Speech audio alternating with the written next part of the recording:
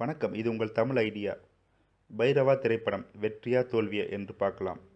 கடந்த பொங்கலுக்கு வெளியான பைரவா திரைப்படம் தற்பொழுதும் வெற்றிகரமாக தியேட்டரில் ஓடிக்கொண்டிருக்கின்றது.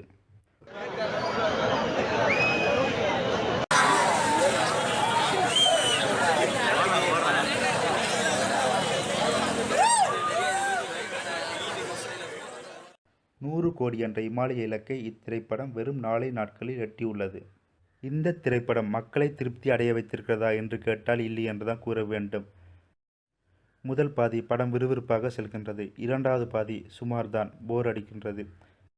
விஜயின் வழக்கமான நடிப்பு. கீர்த்தி சுரேஷ் நன்றாக பண்ணியுள்ளார். சதீஷின் காமெடி சுமார். வில்லன் பெரிதாக சொல்லிக் கொள்வதற்கு எதுவுமில்லை. பின்பு எப்படி 4 நாட்களில் 100 கோடி வசூலை எட்டியது என்று கேட்டால் இதற்கு ஒரே ஒரு காரணம், விஜய் மட்டும்தான். இளைய தளபதி விஜயின் படம் என்றாலே மக்களிடையே ஒரு நல்ல எதிர்பார்ப்பு உள்ளது.